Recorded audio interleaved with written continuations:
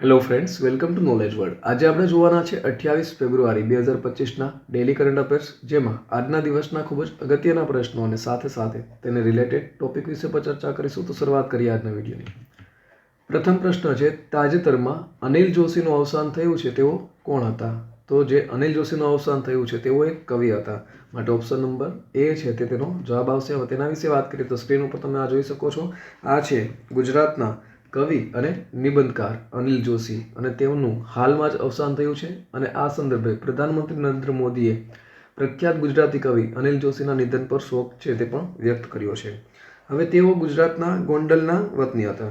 અને વાત કરીએ આપણે તેના નોંધપાત્ર સર્જનની, જે પરીક્ષા માટે આપણા માટે અગત્યનું છે, તો 1970ના વર્ષમાં તેનો કાવ્ય સંગ્રહ બહાર પડ્યો હતો. કદાચ આ છે તે તેનું નોંધપાત્ર સર્જન છે. ત્યાર પછી બીજો એક કાવ્ય સંગ્રહ હતો 1981માં, બરફના પંખી. અને ત્રીજો એક કાવ્ય સંગ્રહ હતો સ્ટેચ્યુ. આ તેના કાવ્ય સંગ્રહ છે તે પ્રખ્યાત છે, અને તે સ્ટેચ્યુ છે તે નિબંધ સંગ્રહ હતો.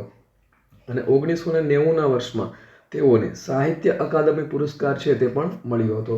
અને બીજા અગત્યના કરંટ અફેર કે જે પરીક્ષામાં પૂછાઈ શકે તો તેના વિશે જોઈ લે તો જામનગરમાં દેશની પ્રથમ દરિયાકાંઠાના પક્ષીઓની ગણતરી છે તે થઈ છે. ક્યાં થઈ છે? જામનગરમાં. અને આ છે તે દેશની પ્રથમ પક્ષીઓની ગણતરી છે. ત્યાર પછી છે કે છત ઉપર સૌર ઉર્જા સ્થાપવામાં ગુજરાત છે તે ટોચ ઉપર છે. ત્રીજું છે કે ગુજરાતનું જે મસાલી ગાંવ છે, આ પણ ઇમ્પોર્ટન્ટ છે. મસાલી ગાંવ, બરોબર, તે સૌર ઉર્જાથી ચાલતું દેશનું પ્રથમ સરહદી ગામ છે. સૌર ઉર્જાથી ચાલતું છે આ મસાલી ગામ, અને દેશનું પ્રથમ સરહદી ગામ છે. અને ત્યાર પછી છે ઘરસોલા. તો આ ઘરસોલા છે તેમને હાલમાં જ, જે ગુજરાતનું છે તેને હાલમાં જ ભારત સરકાર દ્વારા તરફથી જીઆઈ ટેગ છે તે પણ મળ્યો છે. જોઈએ, તાજેતરમાં વોટરલેન્ડ ડિફેન્સ 2025 લશ્કરી કવાયત ક્યાં યોજાઈ હતી? તો આ જે લશ્કરી કવાયત છે તે ગુજરાત ખાતે યોજાઈ હતી, માટે ઓપ્શન નંબર બી છે તે તેનો જવાબ આવશે. તેના વિશે આપણે વાત કરીએ તો બેટ દ્વારકા ગુજરાત ખાતે લશ્કરી કવાયત છે જલથલ રક્ષા 2025 તે યોજાઈ હતી. અને આ જે કવાયત છે તે ભારતીય કોસ્ટગાર્ડ અને મરીન પોલીસ સાથે મળી અને આ કવાયત છે તે યોજવામાં આવે છે. હમણાં જ આપણે વાત કરી કે ગુજરાતનું પાટનગર કયું છે? તો ગાંધીનગર છે. હાલના જે મુખ્યમંત્રી છે તે છે ભૂપેન્દ્રભાઈ પટેલ, અને રાજ્યપાલ છે તે છે આચાર્ય દેવવ્રત. નેક્સ્ટ જોઈએ, તાજેતરમાં કોણ તેનું એથેના મૂન મિશન શરૂ કરશે? તો હાલમાં જ નાસા દ્વારા આ જે મિશન છે તે શરૂ કરવામાં આવશે, માટે ઓપ્શન નંબર એ છે તે તેનો જવાબ આવશે. તેના વિશે જોઈ લઈએ તો નાસા દ્વારા આ જે અવકાશયાન એથેના છે, એથેના મૂન મિશન તે લોન્ચ કરવામાં આવ્યું છે. અને ક્યાંથી લોન્ચ કરવામાં આવ્યું છે? તો કેનેડી સ્પેસ સેન્ટરથી તે લોન્ચ કરવામાં આવ્યું છે, જેમાં સ્પેસ એક્સ ફાલ્કન 9 રોકેટ છે આનો ઉપયોગ છે તે લેવામાં આવ્યો હતો. અને આ જે છે એથેના તે ચંદ્રના દક્ષિણ ધ્રુવી પ્રદેશમાં વૈજ્ઞાનિકો સાથે મુસાફરી કરશે, અને ચંદ્રની જે માટીની મેગ્નેટિક રચના છે તે અને ભૂગર્ભમાં પાણીની શોધ છે તે કરશે. વાત કરીએ આપણે નાસાની, તો નાસાનું ફૂલ ફોર્મ તમે અહીં જોઈ શકો છો કે national aeronautics and space administration. આ છે તે નાસાનું ફૂલ ફોર્મ છે. તેના વિશે વાત કરીએ તો તેની સ્થાપના ક્યારે થઈ હતી? તો કે 29 જુલાઈ 1958માં નાસા છે તેની સ્થાપના થઈ હતી. અને તે છે તેનું મુખ્ય મથક તે વોશિંગ્ટનમાં આવેલું છે, અને અંતરિક્ષ સંસ્થા છે. ત્યાર પછી જોઈએ, તાજેતરમાં ડીઆરડીઓએ તેની પ્રથમ નૌકાદળ વિરોધી જહાજ મિસાઇલનું પરીક્ષણ ક્યાં કર્યું છે?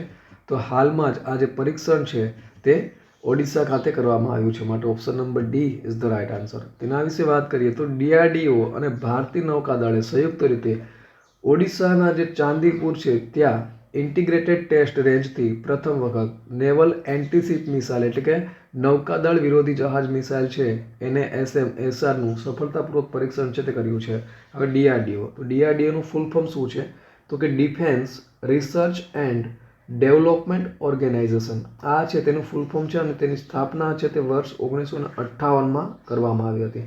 અને ચેરમેન છે તે છે સમીર વી કામથ. અને આ પરીક્ષામાં પૂછાયેલ છે, અને તેનું સૂત્ર છે બલસ્ય મૂલમ વિજ્ઞાનમ, એટલે કે વિજ્ઞાનના મૂળમાં જ શક્તિ છે. આ તેનું સૂત્ર છે. નેક્સ્ટ, તાજેતરમાં કયા રાજ્યની પોલીસે ઈમેલ દ્વારા પ્રથમ EFIR દાખલ કરી છે? તો હાલમાં જ આ જે EFIR છે તે જમ્મુ કાશ્મીર પોલીસ દ્વારા દાખલ કરવામાં આવી છે, માટે ઓપ્શન નંબર એ જવાબ આવશે. તેના વિશે વાત કરીએ તો જમ્મુ અને કાશ્મીર પોલીસ સ્ટેશન ક્રેવ છે તેમણે એક ઈમેલ ફરિયાદ બાદ તેનો પહેલો ઇલેક્ટ્રોનિક એટલે કે ફર્સ્ટ ઇન્ફોર્મેશન રિપોર્ટ EFIR છે તે નોંધ્યો છે, અને આ છે તે ઈમેલ દ્વારા પ્રથમ વખત EFIR છે તે નોંધવામાં આવી છે. નેક્સ્ટ જોઈએ.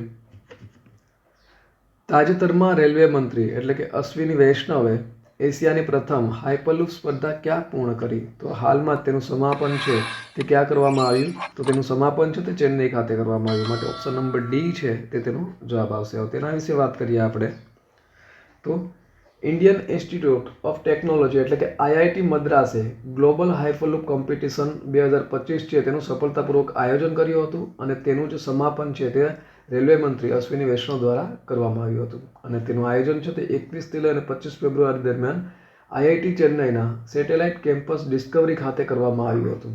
અને આ જે છે તે એશિયાની પ્રથમ આંતરરાષ્ટ્રીય હાઇપરલૂપ સ્પર્ધા છે.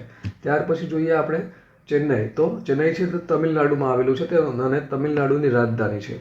તો તમિલનાડુનું રાજધાની ચેન્નઈ છે, સૌથી મોટું શહેર છે તે પણ ચેન્નઈ છે. હાલના રાજ્યપાલ છે તે છે રવિન્દ્ર નારાયણ રવિ, અને મુખ્યમંત્રી છે તે છે MK સ્ટાલિન. ચેન્નઈનું નામ છે તે 1968માં મદ્રાસનું નામ બદલી અને તમિલનાડુ છે તે કરવામાં આવ્યું હતું.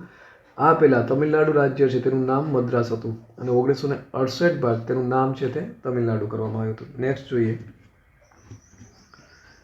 તાજેતરમાં ભારતની પ્રથમ વન્યજીવ બાયોબેંક ક્યાં ખોલવામાં આવી છે? તો હાલમાં જ આ જે બાયોબેંક છે તે દાર્જિલિંગ ખાતે ખોલવામાં આવી છે. માટે option number D is the right answer. તેના વિશે જોઈએ તો Padmaja Naidu Himalayan zoological park Darjeeling ખાતે સ્થિત ભારતની પ્રથમ વન્યજીવ બાયોબેંક છે તે ખોલવામાં આવી છે, અને આની સ્થાપના છે તે જુલાઈ 2024માં કરવામાં આવી હતી. નેક્સ્ટ જોઈએ. તાજેતરમાં નવી દિલ્હીમાં ભારતીય કોસ્ટ ગાર્ડના કર્મચારીઓને 32 મેડલ કોણે એનાયત કરવામાં આવ્યા છે? તો આ જે 32 મેડલ છે તે રાજનાથસિંહ દ્વારા એનાયત છે તે કરવામાં આવ્યા છે. માટે ઓપ્શન નંબર સી જવાબ આવશે. હવે રાજનાથસિંહ છે તેઓ આપણા સંરક્ષણ મંત્રી છે, અને તેઓના દ્વારા નવી દિલ્હીના જે ભારત મંડપમ છે તેમાં જે આયોજન કરવામાં આવ્યું હતું 18માં ICG એટલે કે ઇન્વેસ્ટિચર સમારોહ, તેમાં 32 ભારતીય કોસ્ટગાર્ડને બહાદુરી, વિશિષ્ટ સેવા અને મેરિટોરિયસ સર્વિસ મેડલ છે તે એનાયત કરવામાં આવ્યા હતા. ત્યાર પછી જોઈએ તો તાજેતરમાં કયા રાજ્ય દ્વારા શાળાઓમાં તેલુગુ ફરજિયાત બનાવ્યું છે? તો હાલમાં તેલંગાણા રાજ્ય સરકાર દ્વારા આજે તેલુગુ છે તેને ફરજિયાત બનાવવામાં આવ્યું છે. માટે option number D is the right answer. તેના વિશે જોઈએ તો તેલંગાણા રાજ્ય સરકાર દ્વારા શાળાઓમાં તેલુગુ ભાષા છે તેને ફરજિયાત વિષય તરીકે ભણાવવાનો આદેશ જાહેર કર્યો છે, અને CBSE, ICSE, IB અને અન્ય બોર્ડ સંલગ્ન શાળાઓમાં પણ ધોરણ 9ના વિદ્યાર્થીઓ માટે તેલુગુ વિષય છે તેને ફરજિયાત બનાવ્યો છે. વાત કરીએ આપણે તેલંગાણાની, તો તેની કેપિટલ કયું છે? તો હૈદરાબાદ છે તે તેલંગાણાનું કેપિટલ છે.